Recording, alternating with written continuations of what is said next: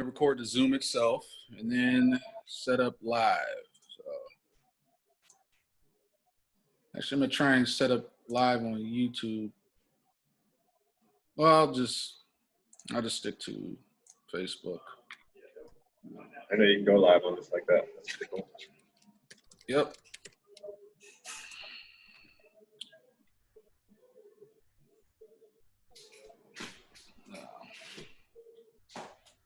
Every dull moment.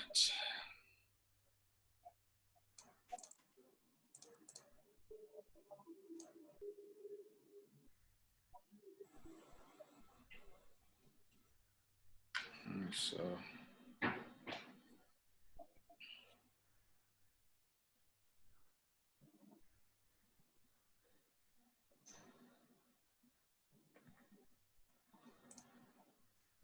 All right, give me one more minute.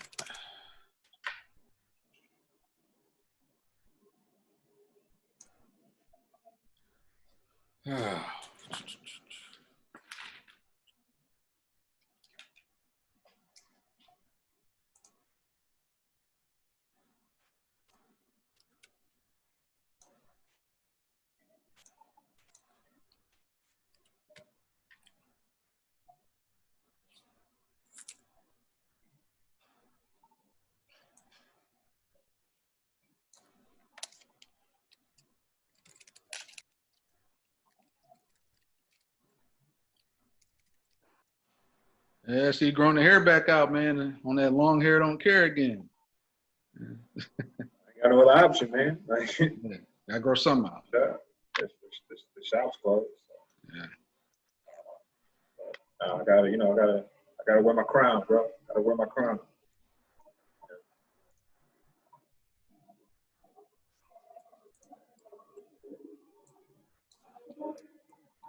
Yeah, I get all these captions right and all that stuff.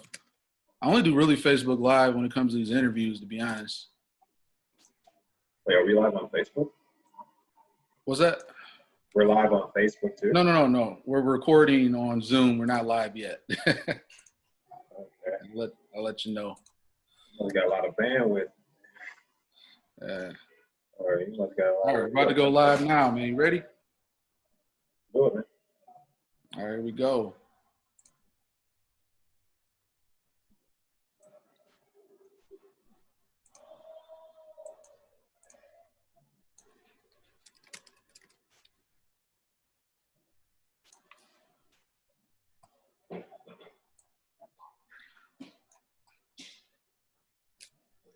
All right, ladies and gentlemen, welcome to the Career Pulse podcast. I'm your host, Hayward Crawford, the financial filmmaker. Welcome back. We are in season 3, episode 5, and we're currently here with the one and only Kyle Bartell. And just to kind of give you guys an idea about Kyle, he's actually the founder of the Sit On at Detroit. And basically with the Sit On at Detroit, it's, he's a Detroit native based out here, originally from the Northwest side, shout out West Side. And with that, he's going to be talking with us about, he attended Wayne State University. And while there, he was studying business and urban planning. And he's a second generation entrepreneur. And also with that, he is also Bartell's work centers centered around organizing programmatic, small-scale, community-based development initiatives and neighborhood revitalizations and other community-based development initiatives. Kyle also sits on the board of First Independence Bank, the Millennial board, and he's going to be sharing with us some insights. So, man, how you doing out there? Pretty good, man. Pretty good. I appreciate that introduction, man. That definitely kind of puts it together, and couldn't have said it better myself. So appreciate that. Appreciate you having this platform for me to discuss what it is that I do, but also piggyback off of each other and have a good conversation. But no, happy to be here, man. Oh yeah, for sure, man, for sure. So let's kind of dive in a bit. Tell what do you typically tell people when they ask you what you do? Oh man, that's a loaded question, especially being from Detroit. And just being really involved in a lot of different ways. So, but you kind of touched on it. Revitalization, community development, um, community-based development is what I would kind of put it in a nutshell. But yeah, in my experience with working with Detroit, both public and nonprofit sector, I've worn a lot of hats, and I'm proud to say that a lot of the hats I've worn has put me in the position that I am today to, lead my community in a lot of different ways. So I know I get kind of sometimes like I'm the sit on it guy sometimes, or me, myself, and my partner Charles, but that was just one project of a lot of other projects that that we're collectively involved in.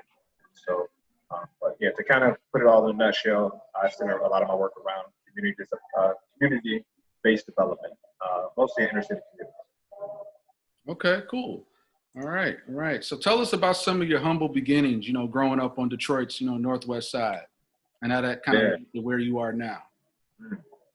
Yeah, growing up on the northwest side of Detroit, the west side,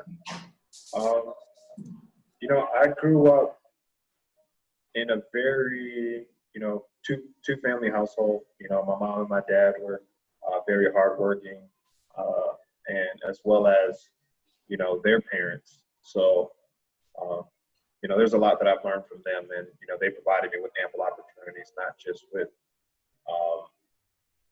providing for us, but exposing me to a lot. So being able to travel, also just being able to, shadow kind of, my dad going into business himself, and them providing for our family. So, growing up was definitely humbling, as well as a lot of learning experiences. And then growing up in Detroit in general, it's a place not like anywhere else. So there's a lot that I've learned from just, being a part of a family. And Detroit has that.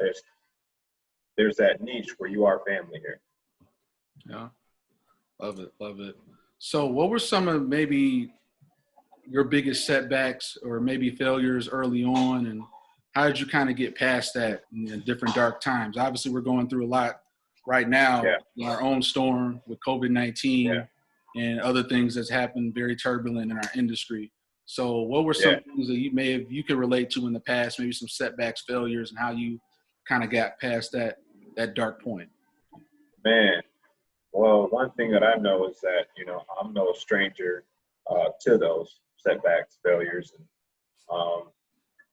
and I would guess one thing that I would say that I was very early on, let's say not ready for, was being patient with myself. A lot of times I would just kind of want to just pick up the pace. I have an idea, want to do something, and not really kind of like fully putting a program together for myself to implement certain things. But you start to learn through those phases. And so, being patient with myself, being patient with, just having some autonomy in how I work and operate, and, really taking advantage of, my style of what's going to happen next. How should I plan? How should I do? How can I check? How can I adjust? So that's something that, my dad taught me that. And that's something that, being stubborn, thinking you know it all, sometimes that can set you back. And, they say haste makes waste sometimes. So, that was something early on I think I did struggle with. But, learning more, being patient with myself, reading, and teaching myself, building on my skills, like it really improves upon like what I'm able to do, how I can deliver certain things, and also help my community at the end of the day. Awesome. Great sort of a great foundation. And I could tell that's something a mantra you sort of molded and sort of went through over the years, and it kind of, made you who you are. So tell us a little bit about, Kyle, how you first stumbled into business, and more specifically, urban planning. Right. Okay. Yeah.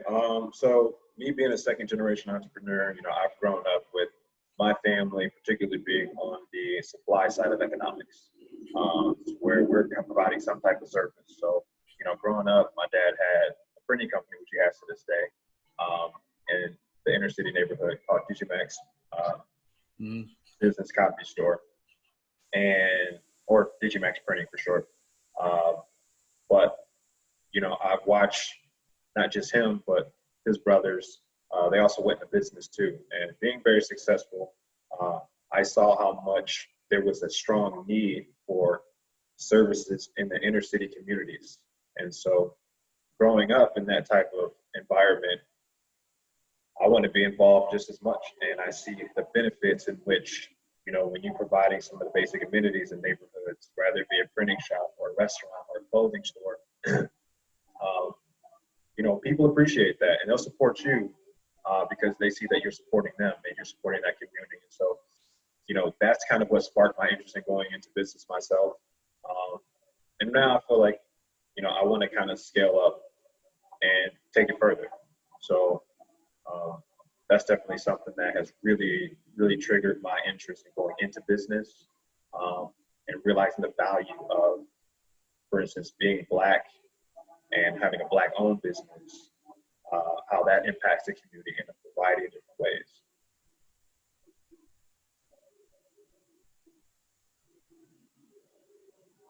I think you're muted. I think you might be. There you go. Yeah. All right. So give us some insight, man. Let's dive in on the Sit On to Detroit and the whole journey over the past 8 years. I remember the very beginning, you and Charlie started in that warehouse in Hamtramck. It was just an idea, and we came in there. I did some documentary footage for you guys, and sort of scale out to where it is now. And then everything going on with obviously COVID, and you guys making some adjustments and initiatives there. Just tell us about, I guess, to Sit On it from those early days to where you guys are now. Yeah. So, especially with everyone being challenged by what's happening today in this day and age, we're in a position to where we're doing everything that we can to help and participate. We're not necessarily looking to make money or try to put like, hey, we got to make money as a high priority, and that's not going to necessarily be the case for a lot of people, because we're all kind of stuck in a situation where 2020, it caught us by surprise, but it also lent opportunity to make change. And so we've been able to successfully help distribute food through a lot of the benches that we had throughout the city. So we had a very successful fundraising campaign to enable us to do that. And then we also too had a lot of just kind of support and people wanting to, help out in other ways. So whether it be through sponsoring the bench, I'm actually going to be sending a bench to Florida.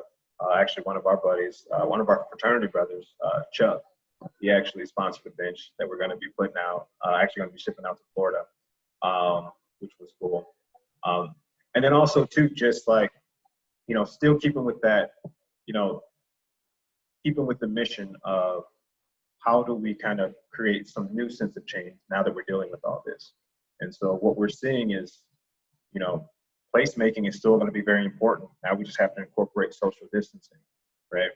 But we also have to be intentional in what it is that we're doing and what communities we're trying to provide for. One thing that I've always said about Sit On Detroit is we're always focused on, the neighborhoods. And there's a vast amount of communities that are underserved. And I think now a lot of people around the world are seeing how much our communities are underserved, and not just with police brutality, but from a systemic standpoint. So when we can come together and work together as a collective to build community, because that's personally my way of really handling, dealing with a lot of things that are happening in this world right now, is building.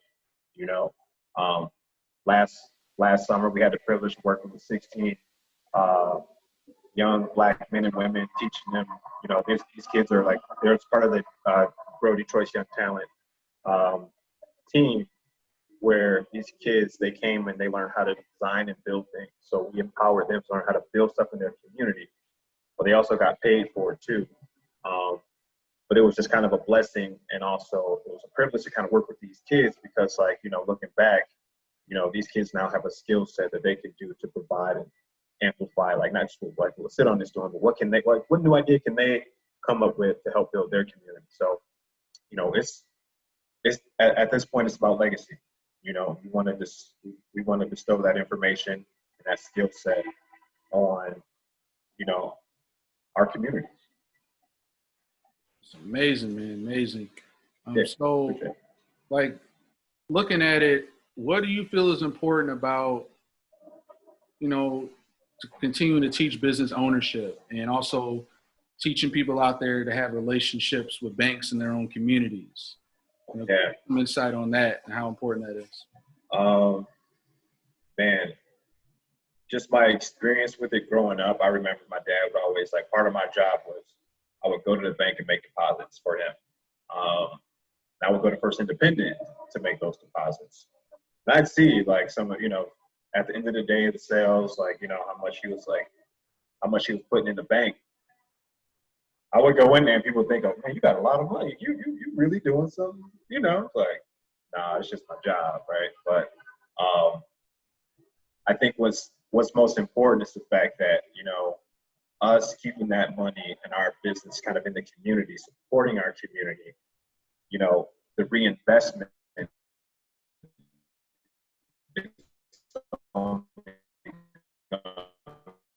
grow.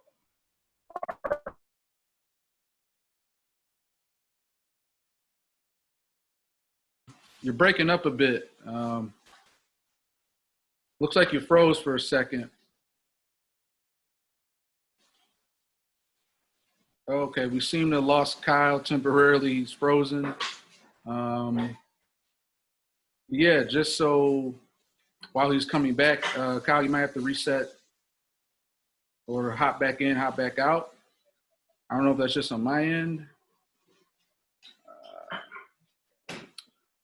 Okay, so, okay, so, all right, so we lost Kyle. He's going to be hopping back in the link any minute now. So those of you guys watching, I think I saw Tina McBride. Hey, what's up? I'll give a couple quick shout outs, see who's on here. Tina, what's going on? Happy to have you here. See who else we have. Brad Jarvis, shout out. How are you doing, sir?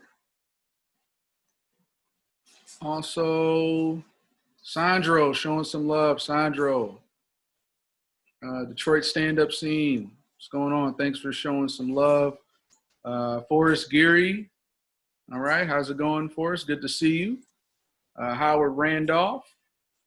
All right, all right. We're just waiting for Kyle Bartell to come back, founder of the Center in Detroit, old college buddy back in Detroit. So while he's hopping back on, I'm just sort of holding the fort. So just give me a moment. He should be coming back. I really don't feel like setting this Facebook Live up all over again. So yeah, just to kind of speak on while Kyle's coming back. I remember 2012, 2013, him and Charlie Molnar, another Wayne State classmate, they started to sit on in Detroit. And basically the concept was, you know, a lot of these abandoned houses, areas, neighborhoods of the city, you know, there could be some beauty that comes out of it, similar to what Tyree Guyton did with the Heidelberg Project. So I remember Charlie, I don't know if they still have this pickup truck, but Charlie and Kyle would go around with this pickup truck to different abandoned houses. And they noticed there was a need that was missing. There was this need of a lot of bus stops around Detroit that had no benches, that had nowhere for people to sit. And it was just one of those things where it's like, hey, what's being done about it? So they were like, hey, let's quit worrying about or, you know, figuring out why this isn't happening and just take it into our own hands. So they went around with this pickup truck all around the city, collecting wood from different places. And basically they started taking all this wood. There was this warehouse in Hamtramck. They rented a small space in this huge warehouse. So I go to this warehouse and thinking, oh man, they got it all good. And then it's like they had this small room in the back. But they came together. They started taking this wood, carving, building these benches that are equipped with bookshelves. And they just went ahead and started dropping them all over the city. Wherever you saw a bus stop and there was nobody there, that's where they sat a bench at.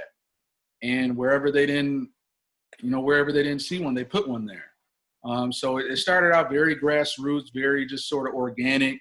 Let's do something about it. I'm tired of seeing our folks in the city, standing at the bus stop 30 minutes, half hour, 2 hours waiting for their bus to come. So I really saw like the vision early on and what it could be. A lot of people did too. A lot of people, poured resources and belief into them. So, I went in there with my little camera. It was back when I was I was still maybe a few months out of finishing school. I bought my Canon T3i 2Ti, and I went in there one Saturday and said, hey, let's shoot. And there was an academy there, I think Detroit Enterprise Academy, one of the charter schools. And they had a group of about 10, 12 boys there doing like a Saturday field trip day. So they were building benches. I went there taking footage. All that's still on my Vimeo channel, small plug. But the doc's still up on there. And then they just sort of grew it out from that moment. So that's sort of part of like what the story was. And once again, I'm still trying to get Kyle back on the Facebook Live, everything going on. But yeah, that's in essence, that was the genesis of what started it. So it kind of goes to show you that you can't wait for permission. You can't wait for other people to tell you it's okay. Because they went through their adversity. Yeah, the city of Detroit didn't like it in some aspects. They put a bench there. A week later, the city would come and pick it up. But that didn't stop them. And of course, they now, make custom benches for different organizations. But, it all started with that one idea. And, that's a big takeaway, is that you're not waiting for permission. Even with me doing this podcast, I know they're not perfect. They're not fancy. I'm not putting all this money into it. But I feel like there's a lot of people out there with things to say and stories and things that other people can learn from. So once again, that was the big story behind it. So once again, I'm going to try and get Kyle back on. So let me just text him real quick. Hop back on the link. Gotta love it. Gotta love technology, And that's what I like, is that, we don't have to be so perfect all the time. Things happen. People have signals go out. Things, happen like this. Like you had me ranting or, going off the dome on Facebook Live. But like I said, we'll try and get him back in a few minutes. If not, we'll have to cut the interview short. But yeah, that's just an overview of, pretty much the sit on in Detroit, of what they've been doing. So some things I'm going to also ask him, like I said, we have about another 15 minutes. So when he comes back on, we'll be asking him things about his mentors, some mentors, whether they're still living or past. And we'll kind of get Kyle's insight on what were people that influenced him early on in his life. We'll do a quick lightning round, find out what his favorite books are, maybe one or two inspirational films, Team iPhone or Android. We're going to also dive into what are some things that he's always looking to improve on. Because I'm a big believer in always learning from other people and always being in a position where, you can learn a lesson from somebody. We dive into also time management, pretty much how that is something that's really crucial. A lot of people feel like we know how to manage time, and I even thought I had it all together. But there's always something I'm learning every week, every day, that can help me better improve managing time. That's huge. And then also, basically, he's going to give us a little sneak preview of kind of where the city of Detroit is heading right now as we head into 2020. With that, also what we'll do is also talk with him finally about, with this COVID-19 crisis, how he feels the city of Detroit is going to be for the better. There's a lot of insight, and now I'm getting confirmation he might not be able to hop back on just due to a connection issue. So we're going to try, if we have time, because I know he has a limited schedule, we're going to try and hop back on and finish part of the interview by 1:30 Pacific, 4:30 Eastern. If not, we will have another time and a date in the future. We will continue this interview. Once again, that's life. Things happen. Just how we didn't expect COVID-19 to come through here. Life happens. There's technical issues. But overall, I am going to hop back. I'm going to hop off of Facebook Live right now. This has been part one of the Career Pulse podcast interview with Kyle Bartell. Like I said, we'll try and hop back on the next 5 to 10 minutes. If not, then we will conclude. This will be to be continued, and we will continue the rest of the interview with Kyle Bartell at the Sit On in Detroit. So I want to thank everybody for at least popping in and listening to this first part. And then if we hop back on pretty soon, we'll be there. If not, we'll continue this interview at a sooner date, at a later date. So I'll talk to you guys later. Stay blessed. Hayward, financial filmmaker, out. And that's all, folks. You can't connect. Disconnected. And no worries, man. Like while you were frozen for a while, then you just dropped off. I kind of went into, well, let me tell you how the Sit On in Detroit started. So I gave you guys another plug. Yeah. Early days with you and Charlie driving around. I don't know if he still has that pickup truck, but I told him we still got it. Yeah, you guys collecting wood, and I kind of talked about my documentary, and nice. Then I kind of previewed what questions I was gonna ask. So okay. All right, so let's hop back on here. All right.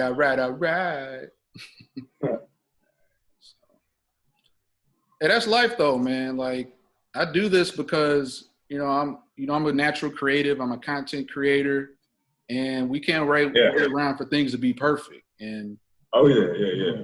I'm not the most charismatic person, but at the same time, like the more you do this, the more you get better. Oh yeah. Crisis come about. You got to know how to handle it. Yeah, which is true. The more I do it, the better I get, and the more uncomfortable it becomes. I forgot to put it on Instagram Live. I could do Instagram right now. Are you gonna do Instagram Live now? Well, I'm gonna do it for this part. I forgot to do it on the first one. Were you on Facebook Live too? Well, yeah, Facebook. We're about to go live right now. All right. I'm gonna put this on. I'm gonna have to hold my phone up, but whatever. Let's see here. Live.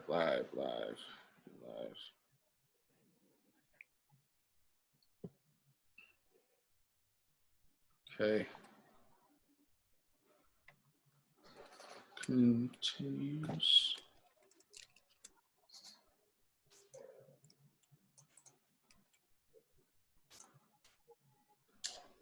Okay, there we go.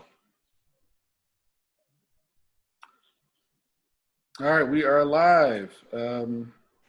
Showing we're live on Facebook, so we're back. Yeah, sorry about that, y'all. Internet just went straight out. No worries, man. This is 2020. It's the year of surprises, man. Had to pay some bills, man. Had to pay some bills real quick. Yeah, and it kind of brings me, if you don't mind me, I kind of thought about this question from some I listened to recently, man, because this is a year of adjustment, of pivots, and really the difference between a peacetime leader and a wartime leader. So if you don't mind me asking, Kyle, what does that sort of mean to you as far as like us stepping up and, people realizing that there's a time for war and a time for peace, and now we're in wartime. So what are ways people can really kind of think of ways to have more of that wartime leader mindset, because there's people dependent on it. Right. I definitely have to, quote Killer Mike and what he said in Atlanta last week. Where we have to plot, plan, strategize, and mobilize to get through these situations of oppression, community building. There's a lot of things that I feel like we have to do. And the onus isn't necessarily just on us, but as a collective, I think we have to do our part so that, for instance, we don't have to be so reliant upon just the system that, for instance, doesn't really care too much about us as people. And the best way to fight that is through cooperative economics. And that's something that isn't necessarily brand new, but we have to really kind of take the leadership roles and be willing to start doing it. And, being a part of First Independent Bank's Millennial Board, the bank was started during like the 67, the uprising. Mm-hmm. And the parallels to what's happening now, what happened then, like in the way in which the leaders, our Black co-founders, responded to what happened was coming together, creating economic growth, investing in our own neighborhoods.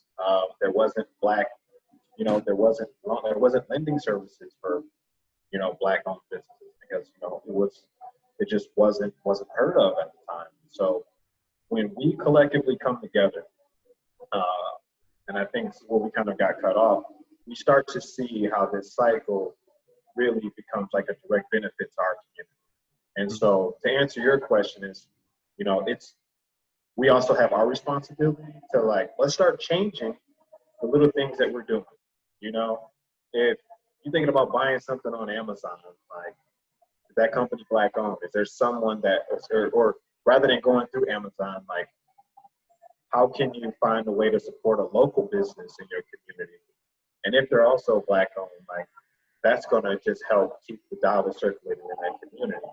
And so I think part of being a leader is really just not just speaking your truth, but living it. Let's put our money where our mouth is. Let's invest in Black banks. Let's invest in our local communities.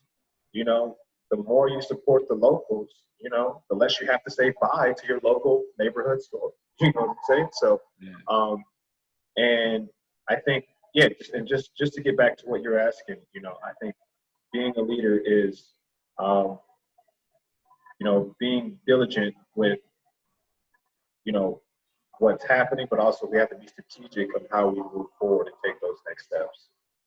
Awesome, man. It's great words, man. Especially if you don't keep buying local, don't wonder why it goes out of business. Take the action. Yeah.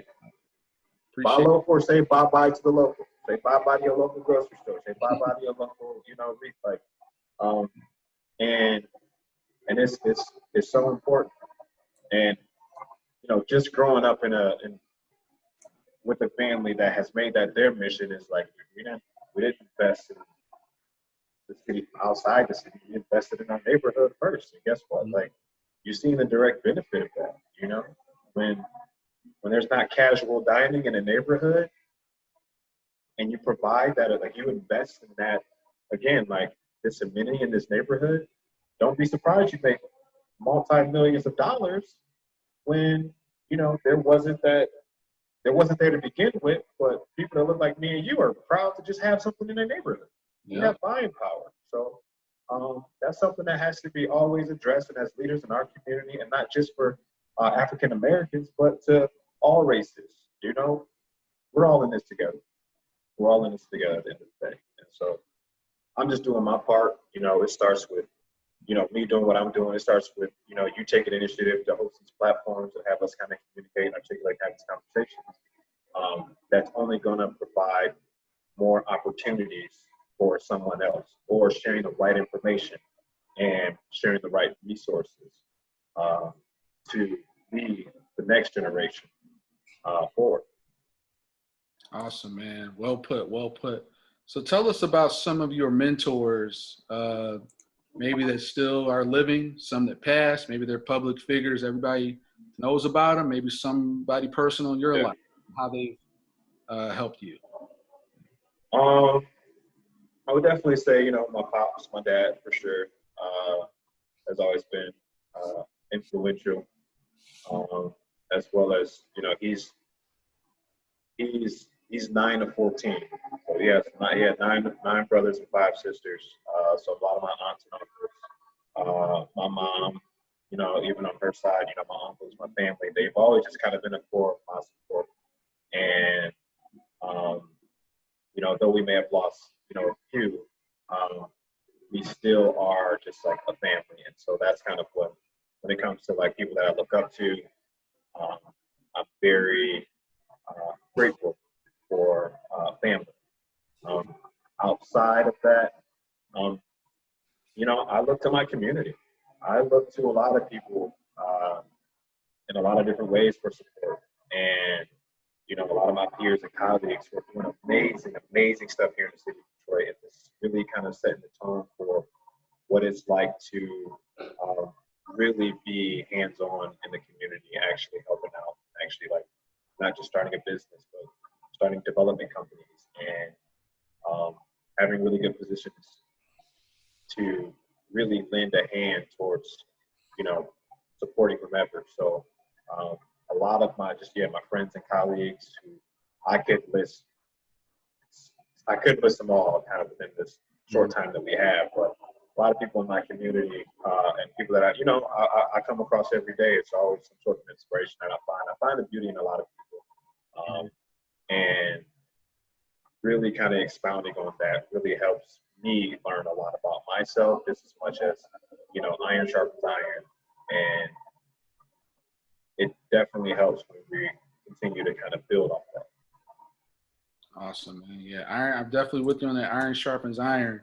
And it's kind of like, I usually like to think in mentors of, it's not really one person you can name because you kind of do it in Right. just 1 to 3 people. But it's like, I could take this person, like whether it be I don't even like naming people, like even like a Sean Blanchard or Will Smith or, there's just different people you take with you like over Yeah. the years, and you're able to kind of mold that into who you are. Different I think it was it Napoleon Hill who said you can borrow other people's knowledge, life experiences. Yep. Like when I remember reading that book, and him kind of really just kind of putting that into a perspective that for me has taught me so much, and there's things that like my experiences, positive or negative, I'm sure someone else might have learned from, just like I've learned from other people's experiences as well. So, that's something that we have to really be cognizant of and take advantage of, just this experience that we have and what we're giving back to the world. So, yeah, I mean, there's ample people that I'm influenced by. There's a lot of people, even yourself, what you're doing and actually, making that transition from Michigan to LA, and what you're about to expound upon is about to take things to a whole other level, a whole other, whole different part of the country. So, big ups to you, man, and keep doing the good work that you're doing because it's much needed, and it's only, it's straight to the top from here, bro. Yeah, it's all about, we're all in this together. It's about building a bridge and definitely, those relationships too. So I'm with you on the long term on that. So tell us, let's go into quick lightning round. Do you have any favorite, 1 or 2, 3 favorite books? Any like go-to books? Like, hey, read this, bro. Yeah. I'm an urban planner, so like I really kind of delve deep into kind of like a lot of city policy planning type stuff. One of them is it's called The Pattern Language by Christopher Alexander. It talks about kind of like a lot of design styles and elements. I also am in the process of also reading If Beale Street Can Talk by James Baldwin. Okay. Which was cool because I actually, James Abbott, our other fraternity brother, actually did a performance with a lot of his readings at the TIA this past summer. And, I was moved in a way that it really just kind of, this man's, the substance of his conversation so prevalent to today. It's very powerful. So, those two right now off the back, and then I know there's plenty more, but as they come to me, I'll definitely let you know. Great choice. Yep. So 1 or 2 inspirational films. I do the film too, so I had to throw that in there. Right. Like, ooh, this gets me into my passion, my gift. Like just listening to that and just watching it. That is a big one. Inspirational film. The Hurricane was a good one with Denzel Washington. Highly underrated. Denzel. Yes. Yeah, a lot of Denzel, and also when he was Malcolm X. Denzel and Spike Lee sat one film as when Denzel played Malcolm X, and there was that one scene that my mom always talks about too, where everyone was they came together. Mm-hmm. And I think the police at the time, they were just questioning, like, how can this one man have all this power? You know, when he just like kind of pointed direction, and the whole crowd of, you know, people just laughing to the other direction. And it was just kind of like, that's definitely on my top list. And then what else? Yeah, man, it's so many. I mean, do I have? No, it's, I mean, do I got it? whatever you feel is good. Trust me, I got a whole list. It's funny. I actually have I kicked this off recently, an inspirational movie night. With everything going on, the quarantine, I shot that over. So yeah, man, I'm gonna add that. The Hurricane. Yeah, and my last one would be Remember the Titans. There you go. Right? Yeah. Which was based off. So my teacher in high school was the actual daughter of the coach. What? So real life, yeah. So, but yeah, that movie was saying it, and just like I gotta watch it again because I just know again, like once I was the same issues were so prevalent, but you see where that unit relies, team building, you know, the vision, and like you mentioned earlier about how like you're trying to build a bridge. Like right now, I think there's a big bridge that we're trying to build when it comes to social injustice, but you can't build a bridge without tension. Mm-hmm. And that's that's physics, right? So I think that these are things that we have to like really be smart about how we push the country forward, how we even just kind of like as a business community, as human beings, as just on a neighborhood level, on a local level. Like I haven't seen like right now, I know you probably can't hear it, or maybe you can, but like right now there's a ton of people outside, and about an hour ago, like I did paint a name on they're having a live art installation right now that's letting people paint names of those who we lost to gun violence. And it's outside of Detroit. It's a new black-owned business right over here on Woodward. And very peaceful. People are getting together, and it's very just kind of like this is the time right now where it's like we are coming together in a very unique and creative way, but also paying homage to those that we lost. So it's good to see the direction in which like these tensions that have been, for years, holding a lot of people back, it's now starting to kind of transmute into something more powerful, even what they did in DC. Like I actually see some of my friends out there who are like on their stories actually volunteering to paint Black Lives Matter. Yeah, shout out to my homegirl Claire in DC. Like she was out there just with the yellow painting on that strip in DC. Like it's just cool to see. Like it's just this movement is really kind of having a positive. I'm hopeful, man. Like I'm hopeful. Yeah, all we can do is hope, man. Yeah, definitely shout out to a lot of the other activists out there doing stuff. I think our mutual friend Piper Carter, famous photographer, activist from Detroit. Yeah. We got an event going on at Hart Plaza. I think I heard about today as well. So a lot of people coming together in different things. Got to shout out Denzel, the GOAT. Hurricane, yeah, 3P, 10P. So definitely. Yeah, I have to send you that link. We do that every Saturday, a little inspirational movie night over Zoom, and come in and get inspired and escape the madness for a minute. Absolutely. All right. So what's one thing you feel like you can always improve upon or feel like you try and do better? Just being open to new skill sets, man. Doing work with Sit On It, it causes me to think differently because I feel like for so long I was just building benches, right? And more so just kind of focused on just kind of this social mission of riding benches at bus stops, incorporating with, books and things like that. But now that I've began to try to, learn different skill sets that have really just like taken my career to another level. And so that's something I think is very important. Also just being open to, having some type like some technological prowess to do a lot of cool things. And how can I scale up, the different things that I want to do. So as an owner operator of a project, but also looking to segue into other things, for instance, like building furniture. Michigan is also known as like one of the furniture capitals of the world. Look at Grand Rapids, how they, their industry and carpentry, but also look at their industry, it's like building and furniture and things like that. Like, I want to be that for my city, but also kind of share my work with the world, and really just kind of like hone on new skills. And so it's not just learning how to build something with my hands, but how can I build things digitally as well?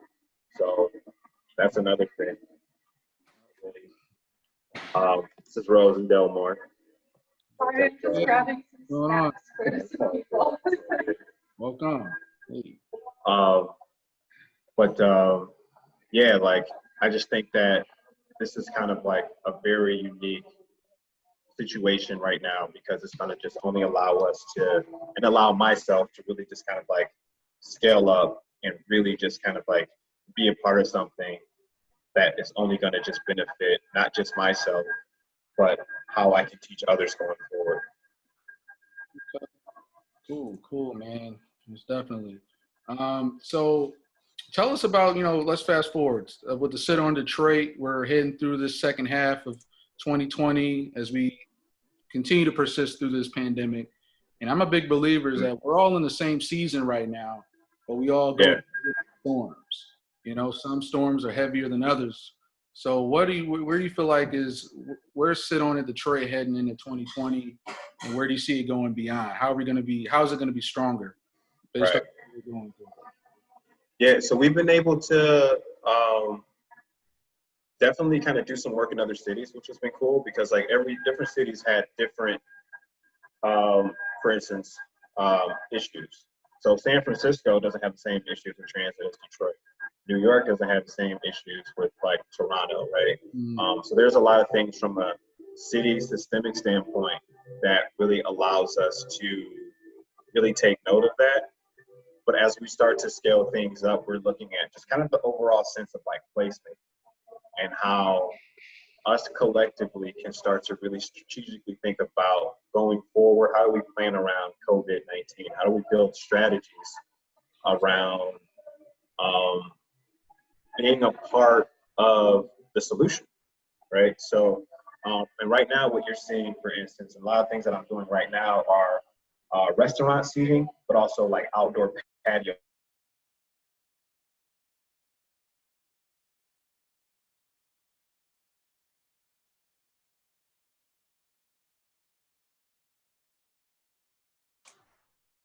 Hey, Kyle, you there?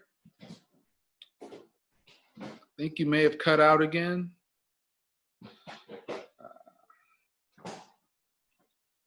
All right, so here we are again. Just like 2020, full of surprises. I'll wait a few minutes, see if we can get Kyle back again. If not, it's still been a great interview. And I think I kind of hint where he was going as far as like with Sit On in Detroit. I'm not trying to speak for him. But yeah, definitely everything going on. It's definitely something where we're all kind of figuring this thing out as we're going. And with the Sit On in Detroit, they've been building obviously benches recently with bookshelves, with food, water, different supplies. As you mentioned, he's getting involved with the live art installation with the city, and just kind of being that pillar, that grassroots person. With that, I'm going to wait a few more minutes to see if we can get him on, but I don't want to keep you guys too long. But other than that, guys, thanks for tuning in to the Career Pulse podcast. And we're going to try and get him back if we can. If not, it's been a great interview. Let's see what happens from here. If we're back, we're back. If not, tune in next month for another episode. I'll talk to you later. See you. So we can help by not just for like, we've been doing this from day one, providing people with places to sit, a place to kind of recreate. But now we can do this and incorporate it with like businesses, but being intentional in our design and how making the flow of it, providing some aesthetics too. So making planter boxes, building benches and things like that. So that's where I see the future of Sit On Detroit going forward, but still being focused on the mission of being able to provide people, you know, like again, like I said, you know, just somewhere to sit, take a load off, you know, just doing what you got to do. Awesome, man. I see the vision, man. You're painting the picture, and I'm seeing the vision. Yeah, man. It's very important to have these conversations, even though they're organic, even though they're imperfect. Right. At the same time, like, this is another good think tank, if you will, for Right. how we can support each other. How, like, maybe these are things Yeah. going on here in LA. What's going on? Right. Step down. Right. You know. I mean, there's a peaceful protest going on right now, so I'm gonna just show you where I'm at. Okay. Oh, here we go. Got the exclusive. Oh, you down? I'm downtown right now. They protesting, you know. I got the IG exclusive right here. Live. Yeah. Live in the flesh. So right below me. Huh? Wow, this is exclusive, y'all. Career Pulse Podcast. You've seen it first. So are they lined all the way down Woodward, or is it just like right in front of your place? So there's, I don't know if you can still see me, but yeah. So right now there's a couple different protests going on right now. One starting at the Charles H. Wright, the other one that they have at the police station. Okay. And things have been very peaceful, you know, like it hasn't, you know, gotten too bad in comparison to some other places. But I wish I could speak for Los Angeles. Yeah, you know, I mean, I've been seeing some stuff that's been happening just like a lot of different kind of communities. So right now, I'm at one of my good friends. Her name is Rose. She just moved to Detroit. A really good friend of mine, but she's also distributing food from the TCF Center to a lot of different like neighborhoods and stuff. So like, she's donating the space. I was downtown gonna hop on the Wi-Fi in the public park, and my homegirl said, "Hey, like, you can use my spot and you want to use the Wi-Fi." I'm like, man, that's what's up.